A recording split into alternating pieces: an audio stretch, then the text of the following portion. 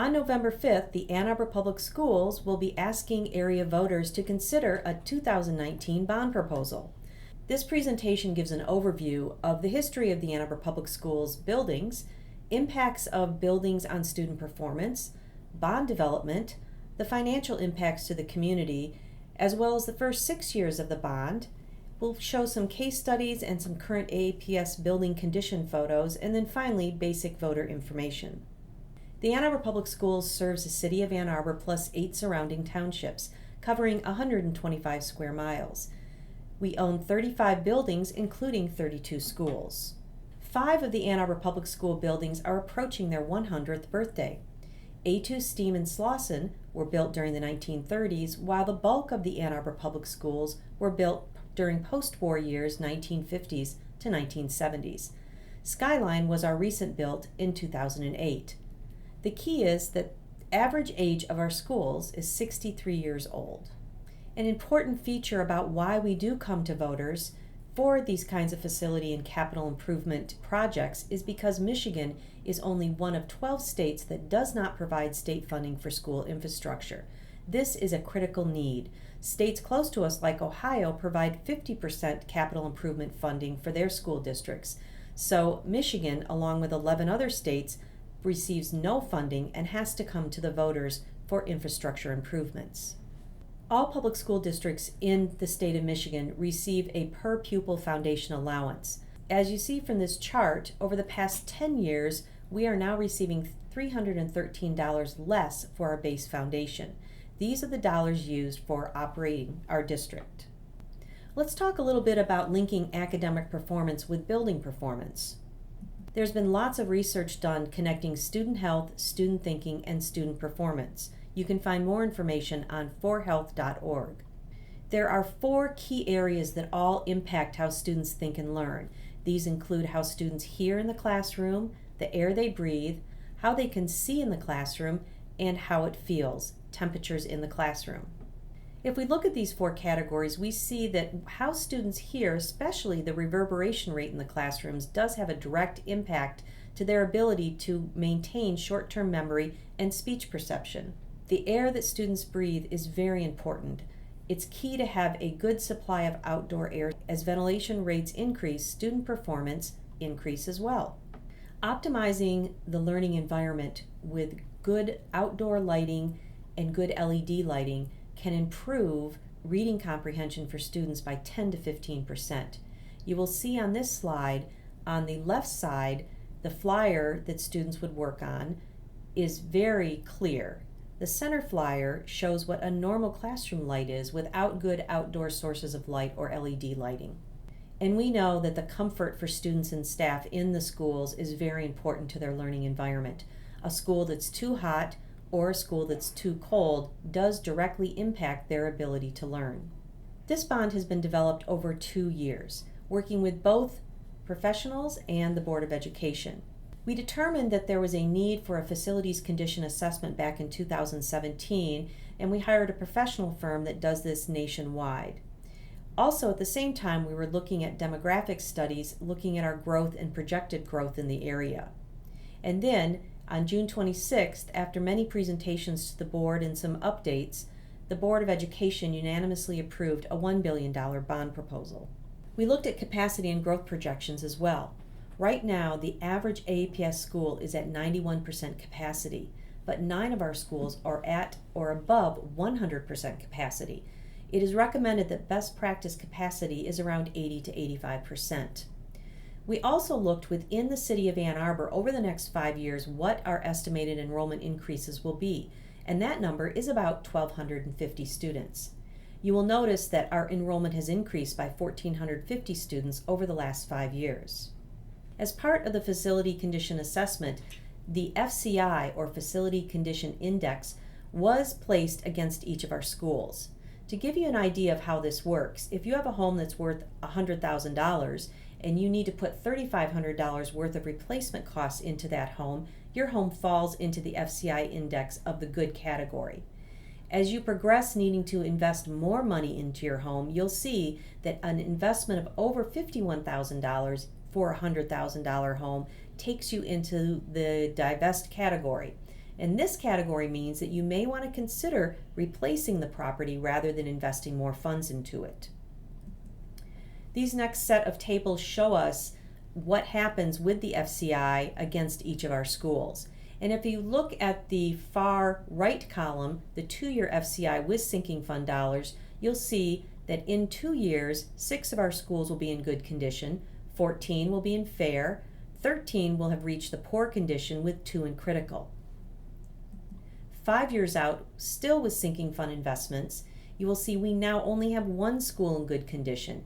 18 have moved into the poor area, 13 into critical, and 3 are now in the divest category. 10 years out, the FCI just grows more orange and red. We now have 19 schools in critical and 11 schools in the divest category. And while we do not think this community would go 20 years without any types of improvement to our school, you can see 20 years out, our facilities are in dire need. We have 2 that are in a new category called Divest Plus. 18 of our schools are in the divest category. The FCA showed that over 20 years, we need an investment of $823 million in order to maintain our schools in good condition. This investment includes electrical upgrades, interior upgrades, HVAC, exterior upgrades, roofing, and site conditions. While most of our buildings are now in overall good condition, we see that over an extended period of time, many of our schools will quickly fall into the poor rating. But the FCA does not include all the district's needs.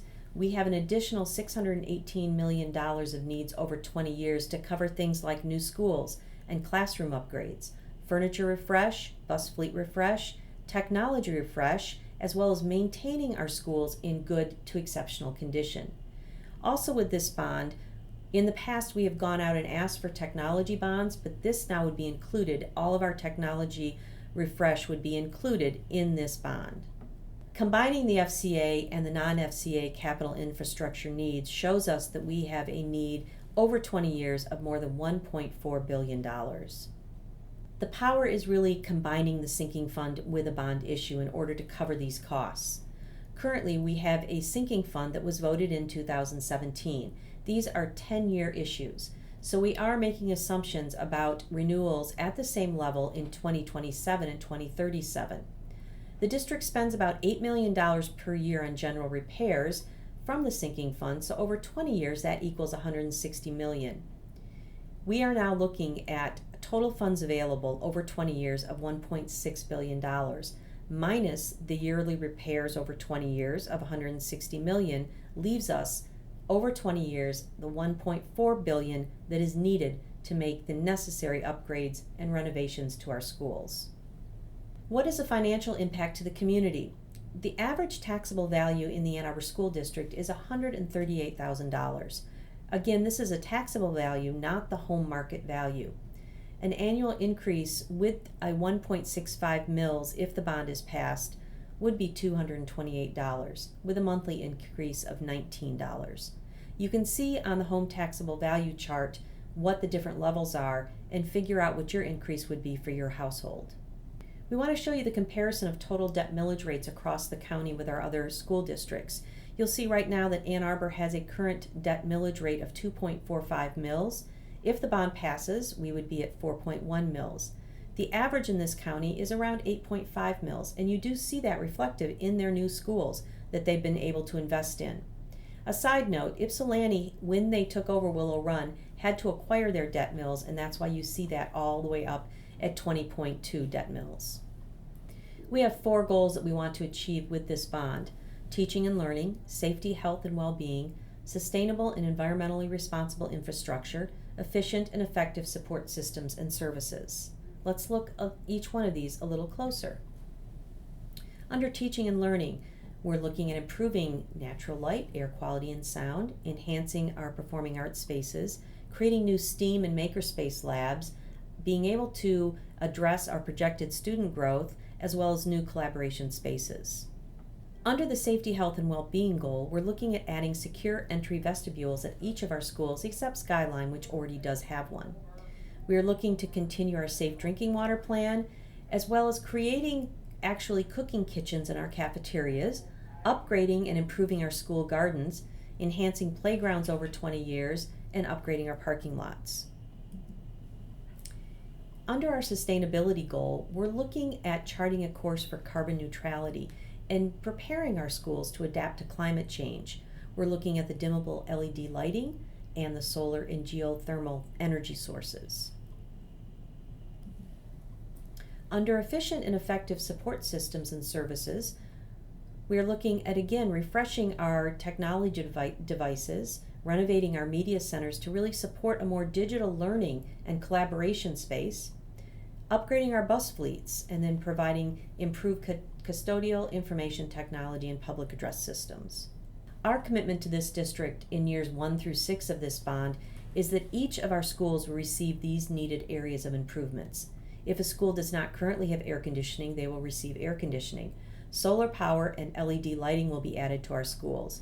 We talked about media center renovations as well as STEAM lab collaboration spaces and outdoor classrooms.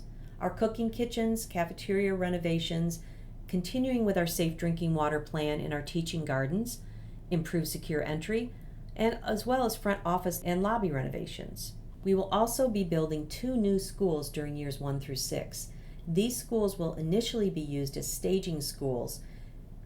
Traditionally, we have about a 10-week construction window during the summers, and that time may not be enough for a lot of these renovations, so we would put classrooms and schools into one of our staging schools for a year, and then eventually, at about year 6 or 8, we'd be transforming these schools into actually new schools to serve students.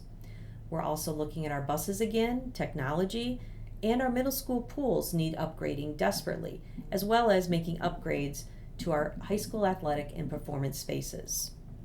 This matrix shows the needs in years 1 through 6 for all of our schools. If there's a white dot, that means that that school needs that item. As an example, Allen Elementary School already has air conditioning, so there's no white dot in that area. You can look at your school and your feeder schools to see what they'll be receiving in years 1 through 6. During the planning and design process, we will be engaging each school with their own school design committee. The professional team will begin to research and define the process for each school and present that to the Board of Education. The school design committees will then be formed, which will include students, staff, parents, and community members. They will look at the designs, do some refinement, and then present those to the community. The feedback they receive from the community will then go to the school design team again, as well as a professional team support, which will then be presented to the Board of Education, and with approval, the projects will begin. We want to share a little case study. Washington, D.C. schools are about 2.5 times the Ann Arbor Public School District size. They have embarked on a $4 billion investment to modernize their schools since the early 2000s. One of the valuable things they have done is they have surveyed their students and staff during this modernization stage, and they have found that 25% of the students are more proud to go to school in the modernized buildings. As part of the surveying, they looked at how the modernized schools impact both faculty and staff. And as you can see from this slide, 40% of the staff were more satisfied with the thermal comfort. They were 45% more satisfied with air quality, as well as satisfied with the acoustics of their classrooms and the amount of daylight. This is an example of a current Washington, D.C.'s classroom.